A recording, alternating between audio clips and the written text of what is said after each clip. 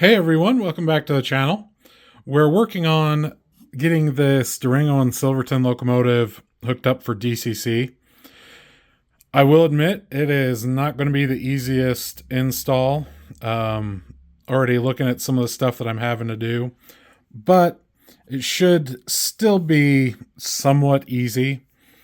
The hardest part that there was, I need to get that gear back on there, is this tab here that's kind of shiny on the shell, or the half of the chassis, and then this part here that's just underneath my finger there is where the motor tabs touch the frame to get their power.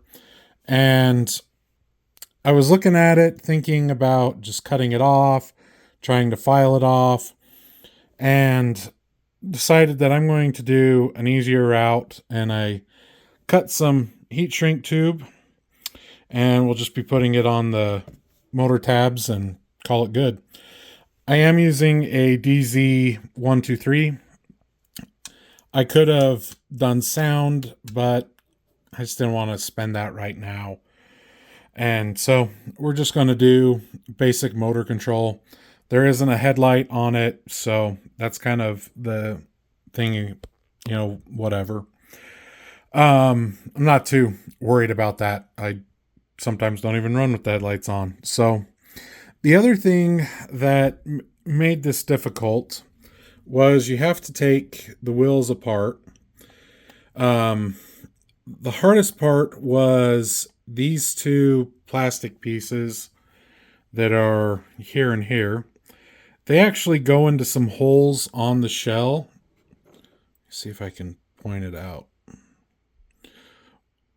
Well, the one hole there by my thumb, that was kind of tricky. I ended up having to get a pair of pliers and kind of work its way out. But now that it's out, I think I'll be okay. But so if anybody is looking at doing this themselves on a locomotive, that these two braces that are actually in the body are kind of rough to get out. So anyway, that's where we're at. I'm going to start work on soldering some stuff and seeing how it goes, and we'll be back in just a bit. Okay, I've got the motor wires hooked up to the decoder. I've been testing it. You can see I stripped off the black and red wire, and to test it, I've just been putting it, on each rail. Everything is working. Some things that I learned that I probably would have done different on the top one if I'd been thinking, but the motor tabs, and you can kind of see it, I soldered it so, let me get something I can demonstrate with. The wire I just soldered onto the motor tab like that, on top and on the bottom one. And I found that the bottom was a little too tight with the the chassis.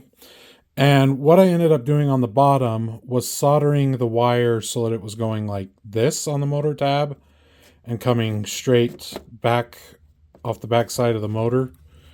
I doubt you're gonna be able to see it. Anyway, then I just put heat shrink over that and sealed it up pretty good.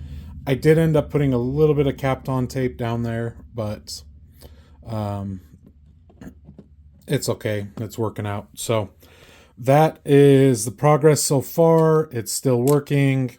Now we'll kind of get things put back together in terms of the wheels and that. And so hopefully it still works once that's put back in. So we'll be back in just a bit.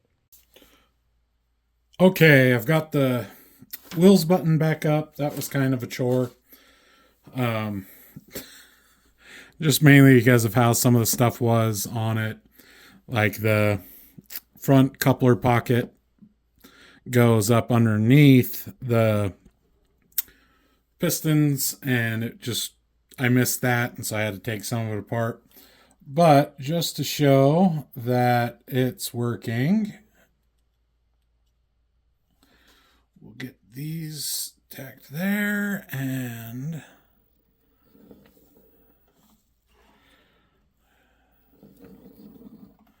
do that. So next part is getting it all put up into the tender and making sure that it's working there. So we'll be back in just a bit. All right, I've got everything pretty much done on it, but I did some mistakes and wanted to just kind of tell everybody what had happened in case if you're doing this yourself. I accidentally first had everything put on, ready to go, had the decoder soldered to the tabs on the drawbar.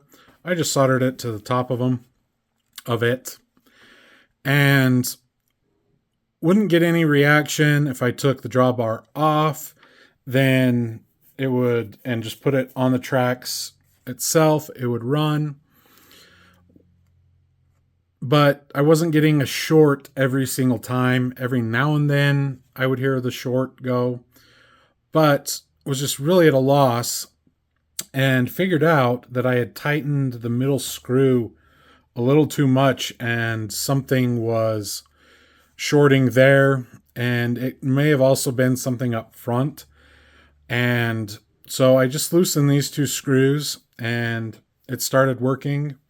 And so that was, a good find, lucky find, I should say, of knowing what was going on there. And then the other thing was I tightened the screw a little too much for the powered truck on the locomotive, or on the tender, since the power comes from the first truck of the tender and the rear drive wheel. And with that, it was just causing enough of a weirdness on the drawbar to where it wasn't picking up power consistently. And so I just ended up loosening that just a little bit and putting the engine down, making sure that it was level, the truck and the drive wheels. And so after that, I've got it pretty much to where it'll run as good as it will. So there it is. Really happy with it. I think it looks awesome. The Durango Silverton is one of my favorite trips to take. I can't do it very often, but been down there a couple times already. So let me get the rest of the cars on there and we'll run it around the layout a little bit. I think I will end up at the last bit with the run-bys, do some editing and throw in sounds from the latest trip that I did down there, just because it's really loud and kind of grindy, but I think it'll be better with that. We'll see. If it's there, great. If it's not, excuse the grindiness of it. So let me get the rest of the cars out and we'll be back in just a bit.